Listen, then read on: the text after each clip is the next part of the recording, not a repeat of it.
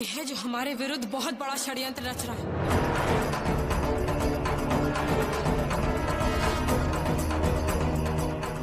तब तो हमें वैद्य जी से सच्चाई का पता लगाना होगा कि इस षड्यंत्र के पीछे कौन है।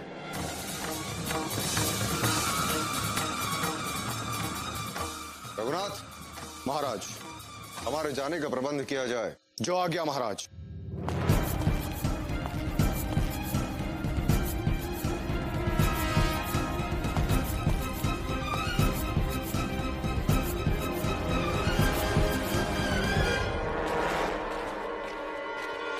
गंगा, हम वैद्य जी के पास जा रहे हैं और आज से तुम इसी महल में रहोगी।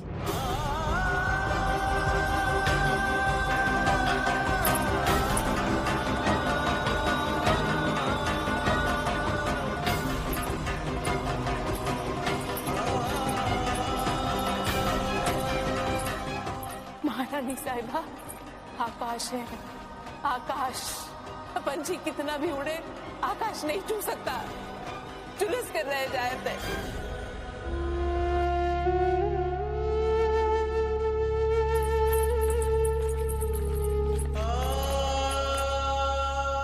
नहीं गंगा। पूरा एपिसोड देखिए ZEE5 पर। क्या हुआ महाराज? द्वार तो बंद। आपने उन्हें कहाँ देखा? यहीं पे थोड़ी दूर जाकर।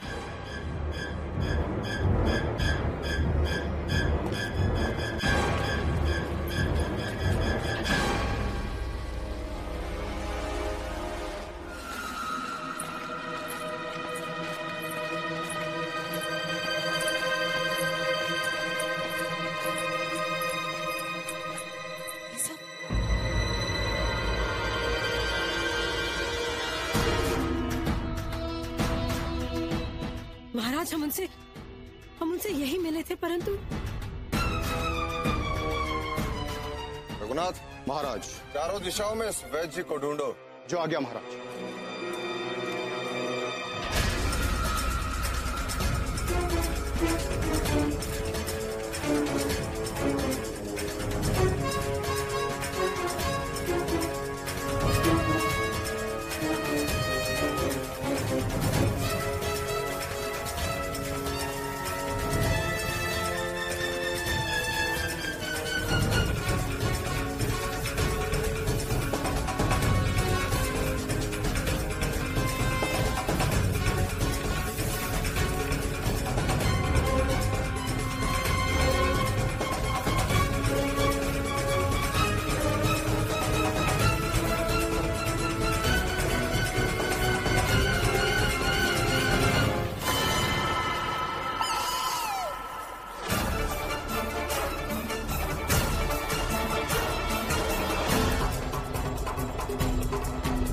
हमें इस राज्य की दूसरी रानी मिल गई है और उस दूसरी रानी का नाम गंगा है।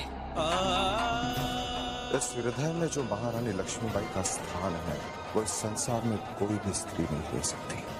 हम वचन से बंधे हुए हैं, इसलिए हमने इस विवाह की स्वीकृति दी थी। तेरे हाथों की मेहंदी अभी तक सूखी भी नहीं और तुमसे एक पल में सब कुछ छीना गया। अब क्या होगा तेरा? कौन तुझे अपनाएगा?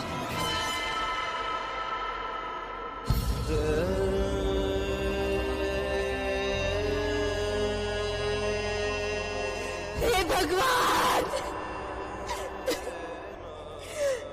इतना बड़ा सपना क्यों दिखाया मुझे? अब मैं ना विवाहित हूँ ना कुंवारी। सुहाग की चूड़ियां विधवाओं को तोड़ते देखा है।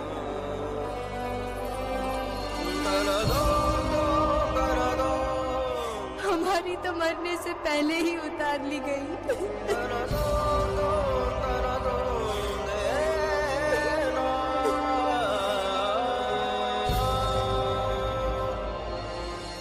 नहीं नहीं, गंगा यदि विवाहित जीवन जी नहीं सकती तो ब्याता स्त्री की तरह मरना जानती है। ये हमार होवे वाली महारानी है। होवे वाली महारानी थी, हुई कहाँ? चली रही हमारी महारानी लक्ष्मीबाई की बराबरी करने बराबरी करने महारानी लक्ष्मीबाई की झांसी वाली।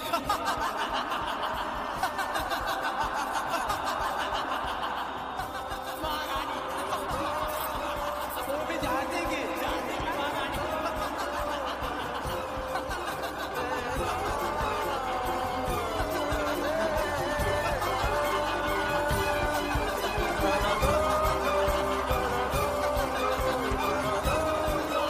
होश में आओ गंगा, होश में आओ।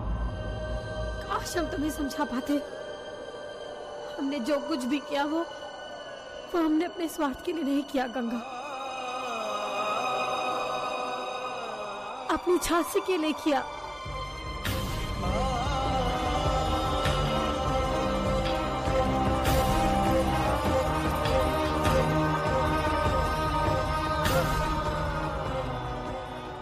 मैं तो कहीं की नहीं रही। अब जिधर जाऊंगी कलंकिनी अभागन कह के मेरा उपहास उड़ाएंगे।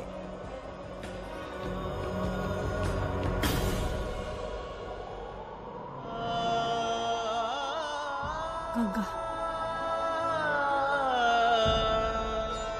क्या एक स्त्री अपने सुहाग को किसी और को सौंप सकती है?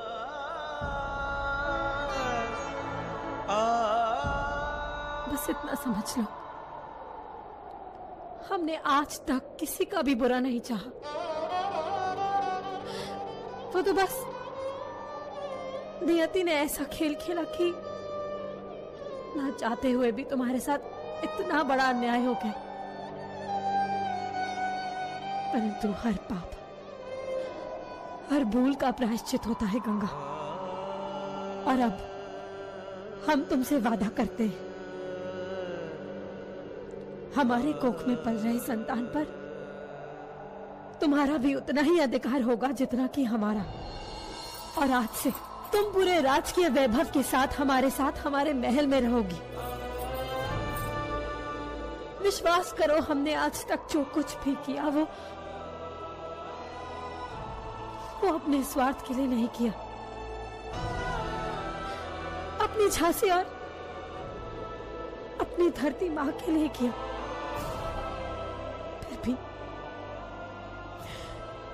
फिर भी हमें माफ कर दो।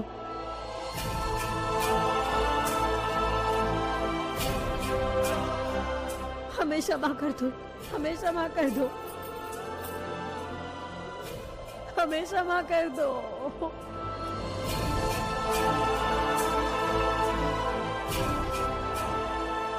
चलो चलो जल्दी करो, जल्दी जल्दी हाथ चलाओ और किसी की झोली खाली नहीं रहनी चाहिए। इतने दिनों बाद झांसी में खुशी का दिन आया है। बरसों बाद झांसी को उत्तराधिकारी मिलने वाला है कि नहीं खुशी का दिन? किसी की झोली खाली नहीं होनी चाहिए, है ना?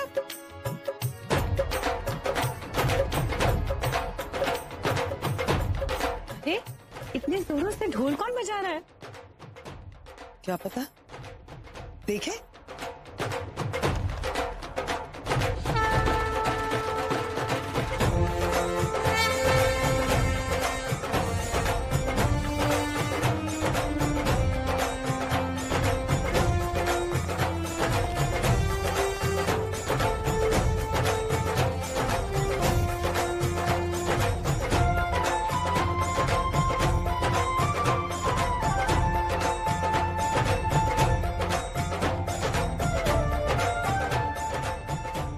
तरस गई थी गंगाधर को इतना प्रसन्न देखने के लिए।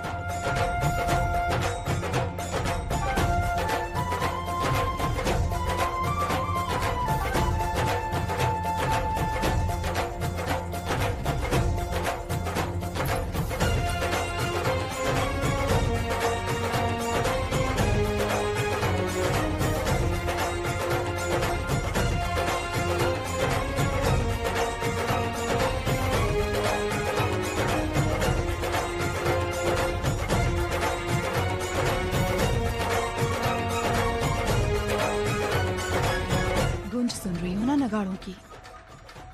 यदि तुम्हारा विवाह हो जाता तो 1 वर्ष के उपरांत ऐसी गूंज तुम भी सुनती।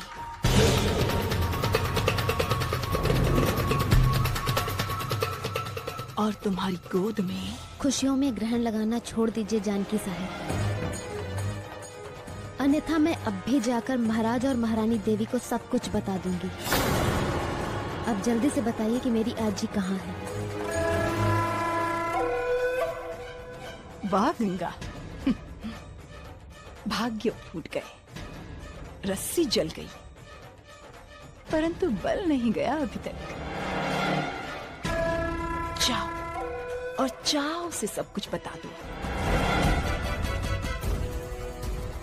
परंतु तुम्हारे बताने से पहले ही हम महाराज को ये साबित कर देंगे कि तुम उनसे विवाह करना चाहती थी और इसीलिए वैद्य जी के साथ मिलकर तुमने ये योजना बनाई, और वैद्य जी की हत्या में भी तुम्हारा ही हाथ है गंगा। जाना है ना? जाओ बताओ। हम क्षमा प्रार्थी हैं।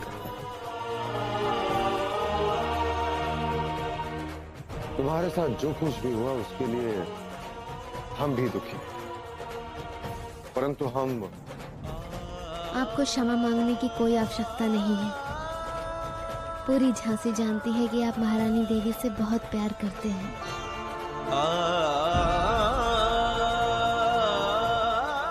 भगवान भी यही चाहता था कि आप दोनों अलग ना हो।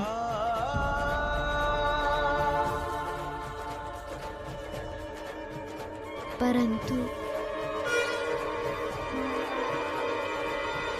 मेरे हृदय में आप ही मेरे पति हैं।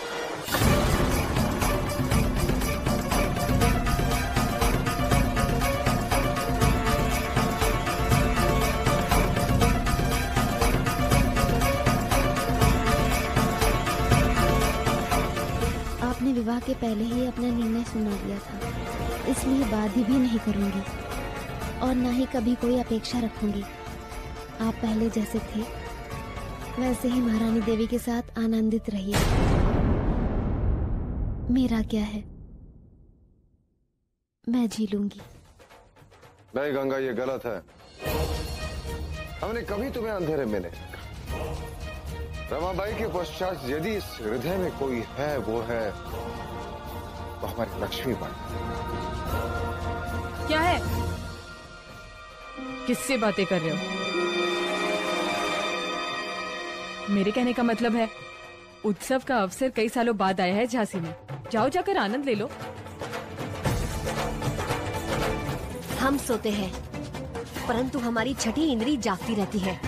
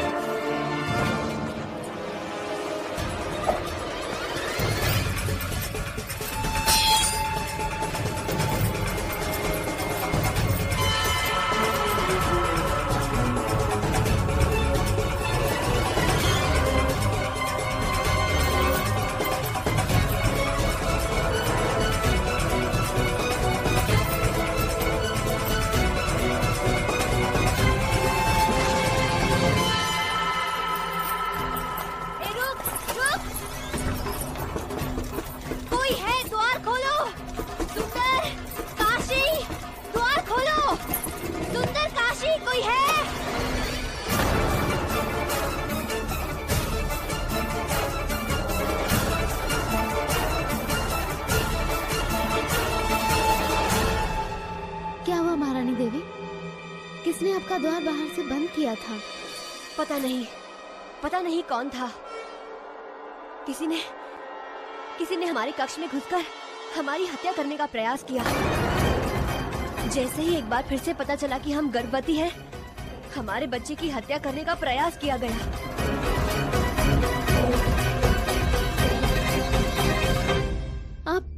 आप ठीक तो है ना महारानी देवी? हे भगवान, आपका लाख लाख धन्यवाद।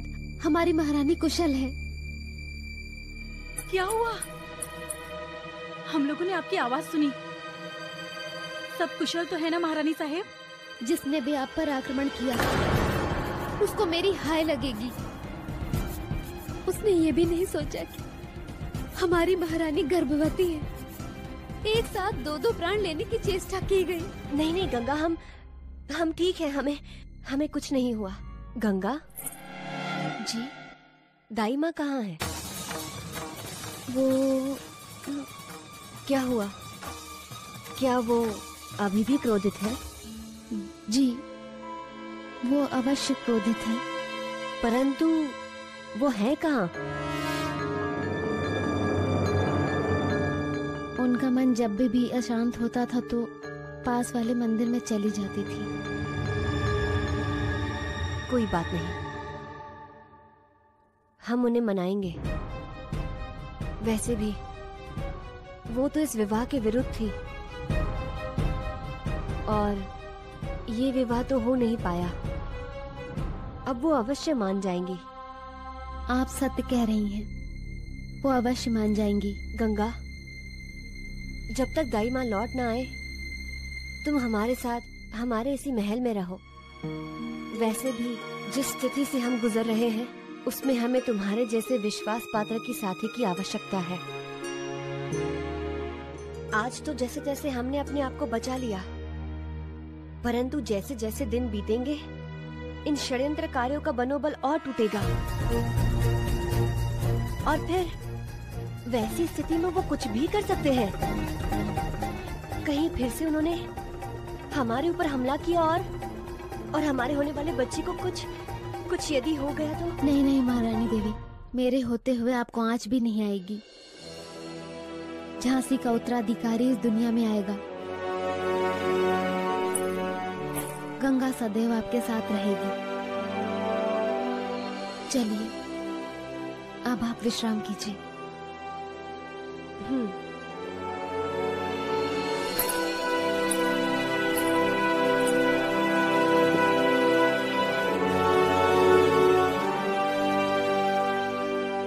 हम थोड़ी देर में आते हैं।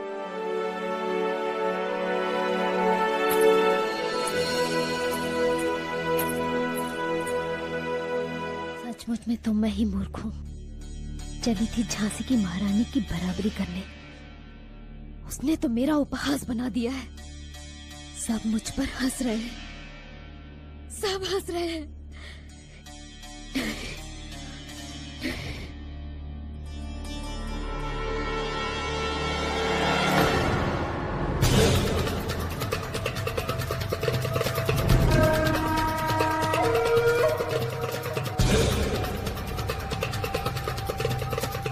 असफलता पे हाथ धरे बैठे रहना कायरता कहलाती है।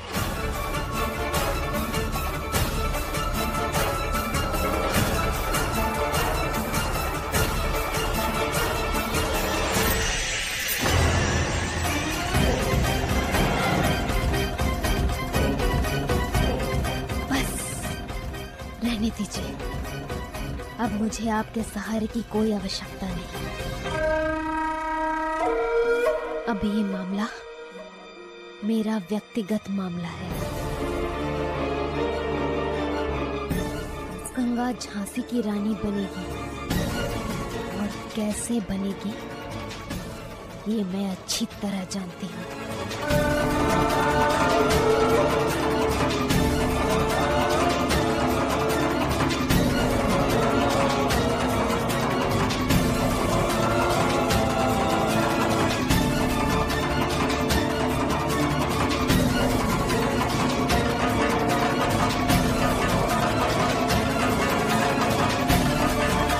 मुझे आपके सहारे की कोई आवश्यकता नहीं। अब ये मामला मेरा व्यक्तिगत मामला है। गंगा झांसी की रानी बनेगी और कैसे बनेगी ये मैं अच्छी तरह जानती हूँ।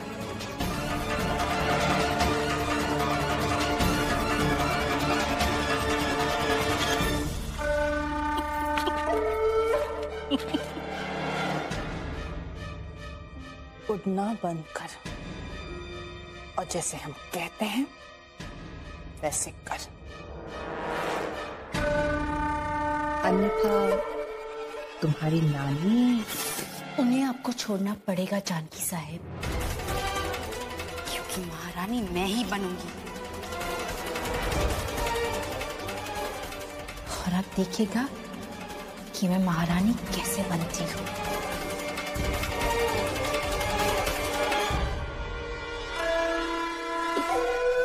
आपकी ना समझदारी की बात।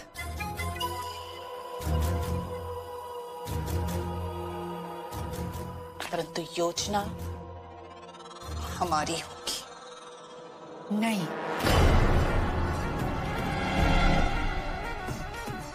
मूर्ख, चालें कैसी चली जाती है अब तक तुम्हें पता नहीं। क्षणिक आवेश से काम बनता नहीं, बिगड़ता है।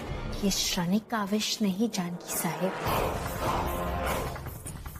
दिल के घाव दिखाई नहीं देते। शीशा टूटे तो वो आवाज सबको सुनाई देती है, लेकिन जब सपने टूटते हैं तो उसकी आवाज स्वयं को भी सुनाई नहीं देती। दरबारियों की बात क्या, दास दासिया तक मेरा उपहास उड़ा रही है।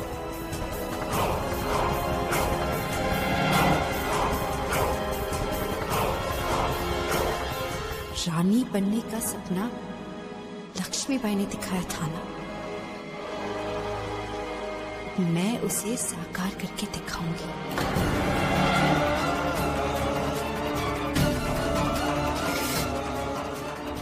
मुझे इस घोर अपमान का प्रतिशोध लेना है। मैं रानी बन के दिखाऊंगी।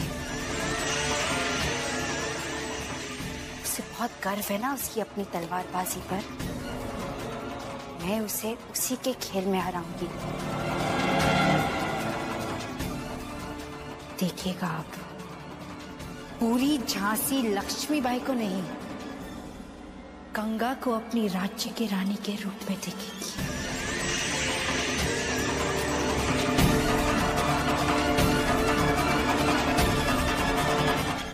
लक्ष्मी महल में इतनी बड़ी घटना घटती और आपने हमें बताया तक नहीं।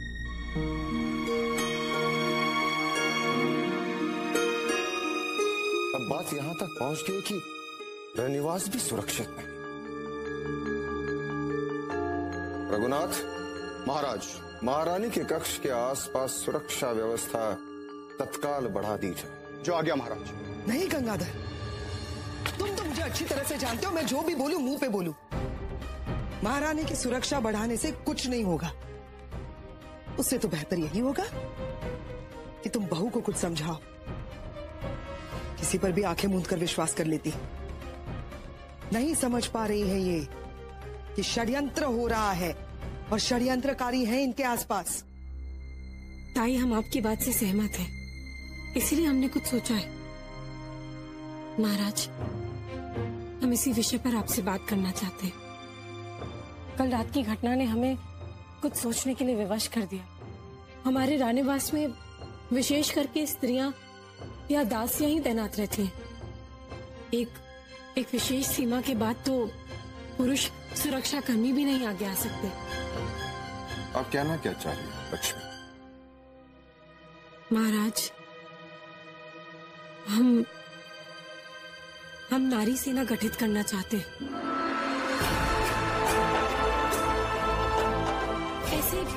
ऐसे हमारी दासियां न केवल हमारी सुरक्षा कर पाएंगी, बल्कि अपनी सुरक्षा करना भी सीख पाएंगी और समय आने पर अपनी धरती माँ के लिए भी लड़ सकती है। आप तो जानते हैं महाराज, ये धूर्त फिरंगी कभी भी हमारी झांसी पर हमला कर सकते हैं।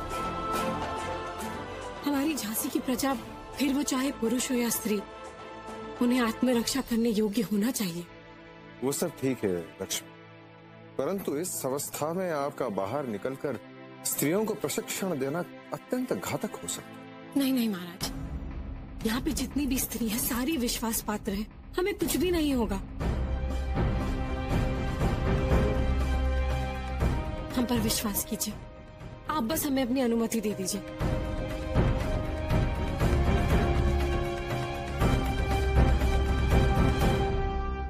हम जो कुछ भी कर रहे हैं ना, अपने होने वाले संतान के लिए कर रहे हैं। जरा सोचिए तो, कल जब वो इस महल में आएगा तो वो केवल दासियों के बीच में नहीं, सुरक्षा कर्मी दासियों के बीच में होगा।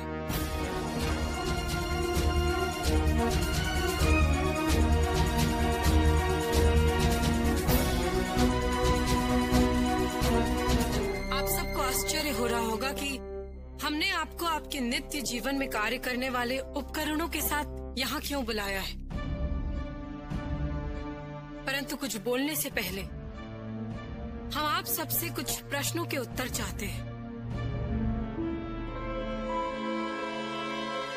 भगवान ना करे यदि हमारे शत्रुओं ने हम पर आक्रमण कर दिया, तो क्या आप स्वयं के प्राणों की रक्षा कर पाएंगे?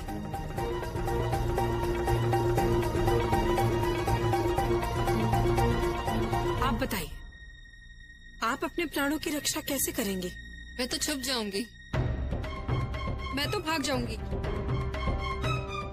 वो मुझे छुए उससे पहले मैं अपने आप को समाप्त कर लूंगी। बस, क्या तुम्हारे प्राणों का इतना ही मूल्य है? असली मौत तो वो होगी जब तुम सब अपने प्राण अपनी धरती माँ के लिए दोगे। तुम बिना लड़े अपने प्राणों का त्याग कैसे दे सकती हो? परंतु हम लड़ेंगे कैसे? हमें तो ये भी नहीं पता कि तलवार उठाई कैसे जाती है। इसीलिए तो हमने आप सबको यहाँ बुलाया है, ताकि हम आपको आपके सम्मान के लिए, आपके पति के लिए, आपके बच्चों के लिए और अपनी धरती माँ के लिए लड़ना सिखा सके। हमें एक बात बताइए, क्या आप में सीखने की लालसा है?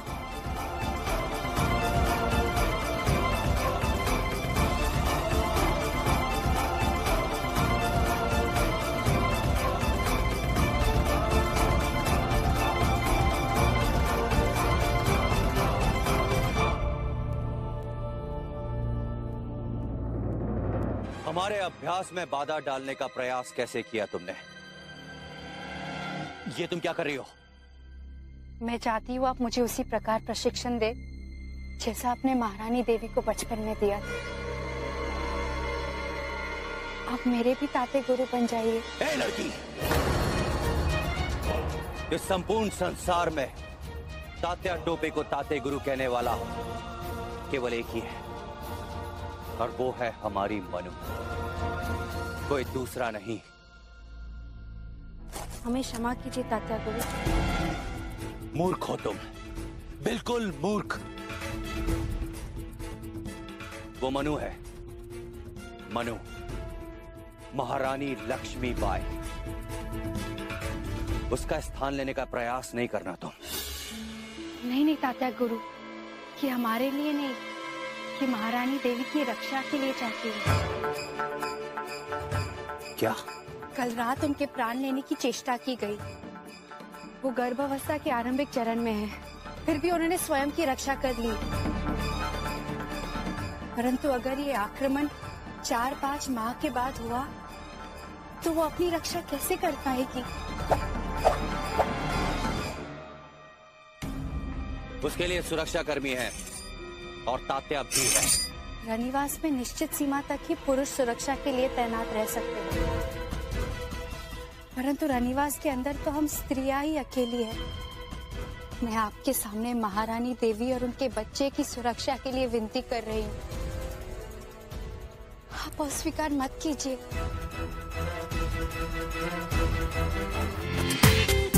पूरा एपिसोड देखिए ZEE5 पर।